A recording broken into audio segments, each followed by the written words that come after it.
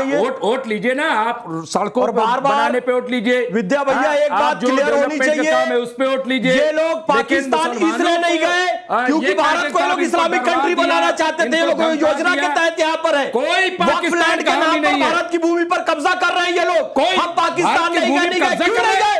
एहसान किया क्या यहाँ पर? भारतीय नहीं है। अरे तुम भारत को इस्लामिक राष्ट्र बनाने के लिए रुके? कोई नहीं इस्लामिक राष्ट्र बना रहा है। की चाल थी, इकबाल की चाल थी, कुछ लोग वहां चले जाएंगे और आप इस्लामिक राष्ट्र बना रहे हो, नौमानी जैसे, इस्लामिक राष्ट्र बना रहे हो, जैसे, अरे इस्लामिक राष्ट्र बना रहे हो क्या? यहाँ पर रुक जाओगे, अरे इस्लामिक राष्ट्र बना रहे हो क्या? धीरे भारत तुम इस्लामिक राष्ट्र बना रहे हो क्या? इस्लामिक राष्ट्र बना रहे हो क्या?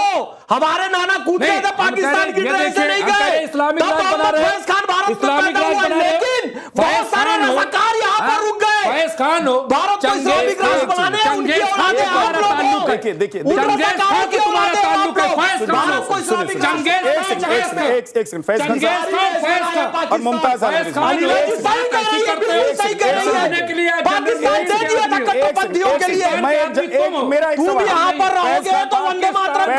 फैज खान, मेरा एक सवाल।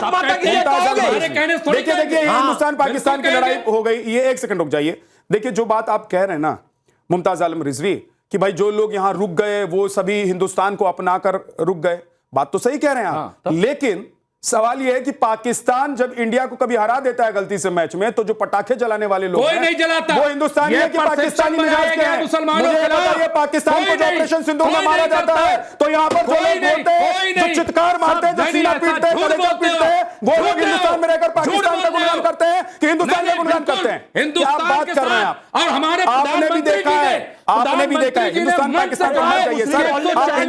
हिंदुस्तान में है, हिंदुस्तान की बात करते हैं। अखिलेश कटियार जी, अखिलेश कटियार जी, अखिलेश कटियार जी एक प्रदेश का मुख्यमंत्री, अखिलेश कटियार जी एक प्रदेश का मुख्यमंत्री। सर प्लीज, मैं ही दिखाता हूं, हम ही लोग तस्वीर दिखाते हैं, हम ही लोग तस्वीर दिखाते हैं कि कैसे यहाँ पर पटाखे फोड़े जाते हैं पाकिस्तान के जितने पर। ऐसा लग रहा है जैसे गुलामी की तौक पहने हुए। हाँ बिल्कुल, इसीलिए झूठ बोल रहे हो। आप भी देखिएगा, अगली बार कभी मौका मिलेगा तो पर्सनली भी भेज दूंगा। रुक जाइए। भारत माता की जय। अखिलेश कटियार जी, अगर एक मुख्यमंत्री किसी प्रदेश का कह रहा है कि भाई कानून व्यवस्था को कोई तोड़ेगा, छोड़ेंगे नहीं, तो दूसरी तरफ से आप लोग कहने लग जाते हैं कि गोली मार दो। अखिलेश जी। झा साहब, आप हमसे सवाल कर रहे हैं? जी जी। झा साहब, जितना मर्जी इस तरीके की, क्योंकि पिछले 11-12 साल से देश में और 9 साल से उत्तर प्रदेश में हम हिंदू मुसलमान पूजा, नमाज, कब्रिस्तान, शमशान घाट, इसी पे बात कर रहे हैं। लेकिन अब इससे भी नाकामियां ढकेंगी नहीं जा साहब। जितना हाहाकार प्रदेश में फैला है, ये नमाज में कहां पढ़ेंगे ना कहां नहीं पढ़ेंगे, इन चीजों पे भी अगर हम बात करते रहेंगे तो भी भारतीय जनता पार्टी की नाकामी इस चादर के नीचे ढकने वाली नहीं है। हम जितनी मर्जी इस पे बात कर लें, ना डीजल है, ना पेट्रोल है, ना खाद है, ना रोजगार है, हाहाकार है। पेपर, परीक्षा, एग्जाम, पढ़ाई लिखाई, हर मामले में ऐसा मामला खत्म करके छोड़ा है। लेकिन बहस तो आज भी हम नमाज पे ही कर रहे हैं। अभी उड़ीसा के अंदर एक जानकारी मिली कि एक एम्बुलेंस में एक मरीज मर गया क्योंकि डीजल पेट्रोल नहीं मिल रहा है। इसी पे कर रहे हैं। तो ऐसी स्थिति में जब देश में हाहाकार मचा हुआ है, तब भी हम चर्चा नमाज पे ही कर रहे हैं। आम आदमी की प्राथमिकता, आम आदमी की जरूरतें, किसानों की जरूरतें, इन चीजों से कोई सरोकार किसी को रहा है झा साहब या नहीं? और भारतीय जनता सफाई महोत्सव तो किसानों के लिए हुआ करता था ना अखिलेश जी? बात कर ले, लेकिन ये असफलताओं अखिलेश जी, सफाई महोत्सव तो किसानों के लिए हुआ करता था, आज गरीब मुसलमानों के लिए हुआ करता था। झा साहब 2 मिनट दीजिए, मैं 27 मिनट से बोलिए बोलिए बोलिए। आज हालत ये खड़ी हो गई कि इस देश के बनाए उद्योगपति भारत का पैसा लेके अमेरिका भाग रहे हैं और उस पर कुछ नहीं हो रहा है।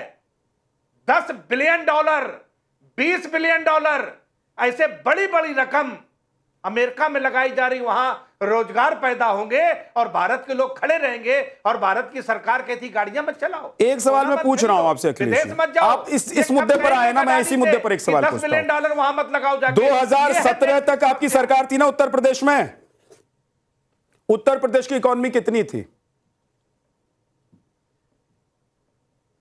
झा साहब 10 साल से जिनकी है उनसे पूछोगे? अभी भी उनसे तो पूछूंगा ही, उनको तो बिठाया ही पूछने के लिए। अरे भाई, आज कौन कहता है कि गाड़ी में डीजल पेट्रोल नहीं है?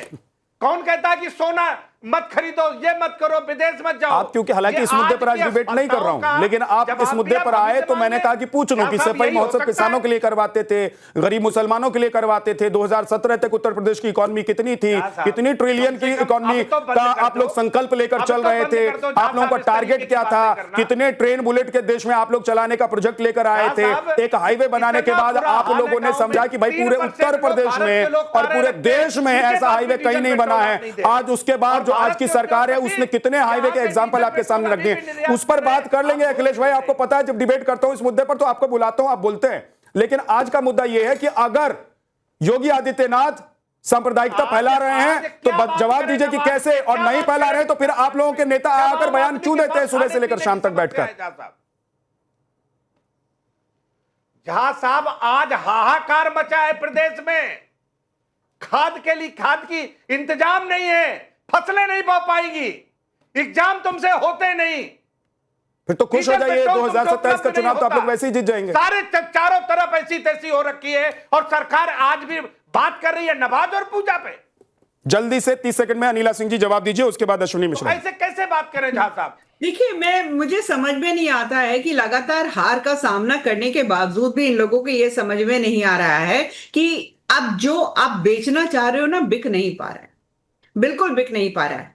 जब ये सत्ता छोड़कर गए थे तब से अब में जो है यूपी की जो अर्थव्यवस्था है तिगुनी बढ़ गई है, भारतवर्ष में दूसरे स्थान पर आ चुकी है, पर कैपिटा इनकम जो है तिगुनी बढ़ गई है। अरे डॉलर जीएसडीपी में उत्तर प्रदेश जो है दूसरे स्थान पर आ गया है महाराष्ट्र के बाद। इनको समझ में नहीं आ रहा है। अभी हाल में मैं आपका स्टूडियो भी नोएडा में है, गौतम बुद्ध नगर में अंतरराष्ट्रीय एयरपोर्ट जो है वो शुरुआत हो गई है।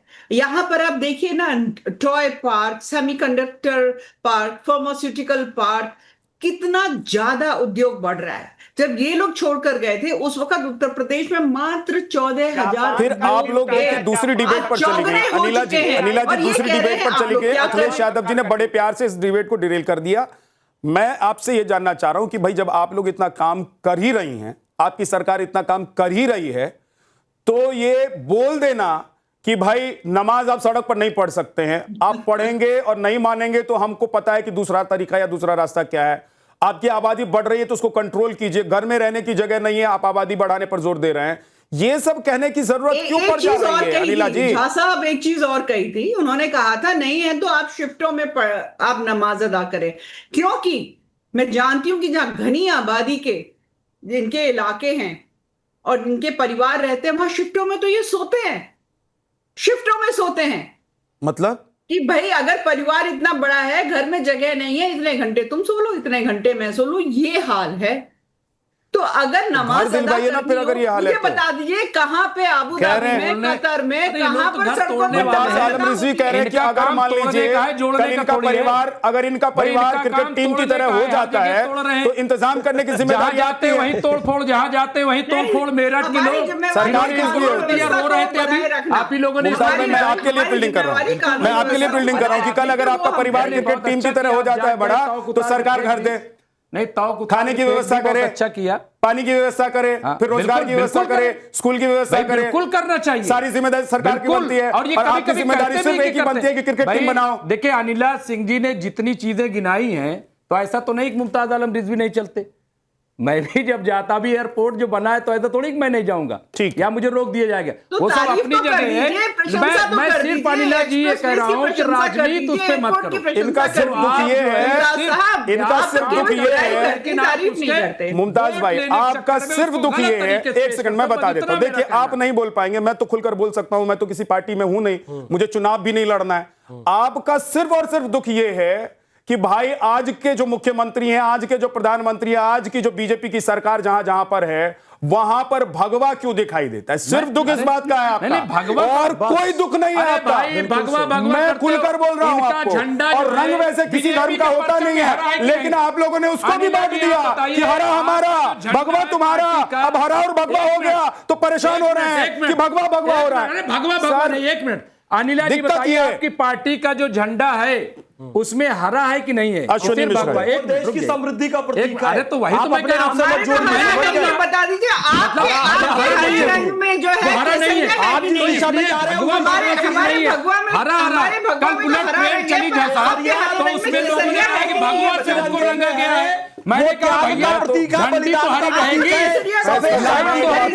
मैं एक बात कहता हूं, अश्विनी जी के पास ले जाता में बात कर रहा हूं जल्दी से। देखिए, आप पूरा प्लेटफॉर्म भगवा कर दीजिए, पूरी ट्रेन भगवा कर दीजिए, हर चीज भगवा कर दीजिए, लेकिन जब ट्रेन को चलाना होगा तो दिखानी पड़ेगी हरी झंडी। हरी झंडी इसमें मैं क्या? भी ऐसी कहता हूं, आप लोग भगवे से इतना चिढ़ते हैं, मुझे मैं भी एक बात कहता हूं कि आप लोग भगवे से इतना चिढ़ते हैं, हरा भी हमारा आप चिढ़े या आप मतलब उस तरह के लोग जो भगवा से चिढ़ते हैं, वो सुबह उठकर सूरज की रोशनी कैसे ले लेते हैं भाई? उनको तो घर से बाहर ही नहीं निकलना चाहिए कि सूरज की रोशनी भी भगवा होती है। छोड़िए अश्विनी मिश्रा जी, मैं ये कह रहा हूं कि अगर ये सब बातें डिबेटेबल है ही नहीं, ये हिंदू मुसलमान करना है बिल्कुल, और इस तरह की बातों को करके सिर्फ राजनीति की जाती है, तो आपकी पार्टी हो, अखिलेश जी की पार्टी हो, एमआईएम हो या देश की जितनी भी विपक्षी पार्टियां हैं, वो तुरंत एकदम कमर में गमछा बांधकर सुबह सुबह क्यों निकल कर आ जाते हैं और कैमरे माइक पर बोलने लग जाते हैं कि देखिए देखिए ये लोग सांप्रदायिकता फैला रहे हैं, ये लोग तो फलाना कर रहे हैं। भाई तुरंत बोल दीजिए, ये लोग सांप्रदायिकता नहीं फैला रहे हैं, कानून व्यवस्था बनाने की बात कर रहे हैं, संविधान से देश को चलाने की बात कर रहे हैं। विद्यनाथ जी नमस्कार, मुझे लगता है मैंने 38 मिनट वेट किया, तो मुझे कम से कम 2 मिनट तो आप देंगे। पहली चीज, जो देश के तिरंगे में भगवा है वो शौर्य का प्रतीक है, और जो हरा है वो हमारी खेती, हमारी जो जमीन है उसका प्रतीक है।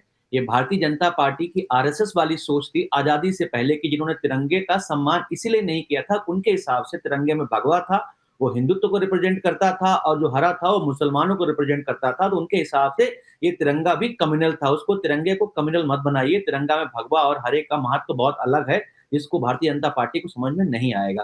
मुझे आपत्ति है विद्यनाथ जी आपसे, आप जिस सॉफ्ट तरीके से भारतीय जनता पार्टी के एजेंडा को प्रोपोगेट करते हैं, उदाहरण मैं किसी एजेंडा को प्रोपोगेट नहीं कर रहा हूं, मैं संविधान की जहां बात होगी, कानून की जहां बात होगी, उसको चाहे आप करें, चाहे बीजेपी करे, चाहे एमआईएम करे, मैं उसकी तारीफ करता हूं। असदुद्दीन ओवैसी जब विदेश में जाकर हिंदुस्तान की तारीफ कर रहे थे और पाकिस्तान को अच्छे से सबक सिखा रहे थे, तो मैं उसकी तारीफ कर रहा था। आपने मुझसे सवाल पूछा, मैंने कुछ बोला, मुझे एक्सप्लेन तो करने दीजिए। जी बोलिए ना। भारतीय जनता पार्टी को मुसलमान वोट नहीं देता, तो क्या भारतीय जनता पार्टी के लिए मुसलमान हिंदुस्तानी नहीं रह जाता? आपने बोला भारतीय जनता पार्टी को मुसलमान वोट नहीं देता। आंकड़े उठाकर देख लीजिए ना। नहीं देता, मान लिया नहीं देता, इसका मतलब आंकड़े उठाकर देख लीजिए सर। हिंदुस्तानी नहीं है और भारतीय जनता पार्टी की सरकार, जो बीजेपी को वोट नहीं देते हैं लोग, वो हिंदुस्तानी नहीं है, इसका मतलब ये थोड़ा ना है। लेकिन आप तो वही कह रहे हो, आपकी बातों में आप वही साबित, मैं बिल्कुल नहीं कर रहा हूं, बिल्कुल वही साबित कर रहे हो आप, और उनको कंप्लीट कर लीजिए, वक्त नहीं है उनके पास। मुझे आपत्ति जता रहा हूं। दूसरा, आपने बोला, आप बार बार बोलते भारतीय जनता पार्टी इतना सारा काम कर रही है, इतना सारा काम कर रही है, पहले ऐसा होता था, लोग नमाज पढ़ते थे, लॉ एंड ऑर्डर का इशू था, अब तो लॉ एंड ऑर्डर क्लियर हो गया है, तो ये बात आप भारतीय जनता पार्टी को सर्टिफिकेट क्यों दे रहे हैं? क्योंकि मैं सर्टिफिकेट, मैं तो पूछ रहा हूं सवाल, भाई पहले पढ़ रहे थे, अब दिक्कत हो गई, मेरा तो सवाल ही यही है। जब सवाल में आप भूमिका बांध के पूछते हैं तो आप सर्टिफिकेट ही दे रहे होते हैं। विषय सिर्फ इतना है विद्यनाथ जी, लॉ एंड ऑर्डर का विषय सबके लिए है, चाहे मुसलमानों के लिए हो, चाहे हिंदुओं के लिए हो। आप जब सिर्फ मुसलमानों की बात करके बोलते हैं और हिंदुओं की बात नहीं करते हैं, तो मैं आपसे, देखिए अब वक्त बहुत कम है, हालांकि माफी के साथ आपके पास सबसे लास्ट में आया हूं, आपके पास बहुत कम वक्त था, लेकिन एक बात यह है, मेरे एक सवाल का जवाब तो दे दीजिए कि आप लोगों को लगता है कि भाई ये टॉपिक बात करने लायक ही नहीं है, क्योंकि इससे हिंदू मुसलमान हो जाता है देश में, इससे सांप्रदायिकता और तुष्टिकरण की राजनीति आगे बढ़ने लगती है, क्यों आप लोगों के नेता आते हैं घर से निकलकर माइक पर कैमरे पर बोलते हैं? अगर योगी आदित्यनाथ कुछ ऐसा बयान देते हैं तो राजनीतिक पार्टियां उस पर उनको रिस्पांस करेंगी, बट ये विषय कहीं ना कहीं भारतीय जनता पार्टी की जो राजनीतिक रोटियां हैं, हिंदू मुसलमान चलती है। अभी तो आप स्टूडियो में देखा हमने, हिंदू छोड़ दीजिए ना, सीख ही नहीं पाएंगे, योगी जी बोलते रहेंगे, वोट आप लोगों को मिलता रहेगा, आप लोगों को डर लगने लगता है। भाई साहब माफी के साथ अश्विनी जी, वक्त इतना ही है, आज माफी चाहता हूं कि बहुत देर से आपके पास आया, ज्यादा वक्त नहीं दे पाया, लेकिन अगर आप लोगों को लग रहा है कि भाई भारतीय जनता पार्टी, उसकी सरकार कहीं रहकर हिंदू मुसलमान करी सांप्रदायिकता और तुष्टिकरण की राजनीति को आगे बढ़ाना चाहती है, आप लोग जवाब मत दीजिए ना, जवाब नहीं देंगे तो उधर से भी कुछ नहीं आएगा, लेकिन आप लोगों को डर लगता है कि कहीं हाथ से हमारा सिस्टम न खिसक जाए। बहुत बहुत शुक्रिया आप सभी मेहमानों का हमारे साथ जुड़ने के लिए। ब्रह्मास्त्र में इतना ही आज, छोटा सा ब्रेक, फौरन लौटेंगे कुछ और खबरों के साथ, आप देखते रहना।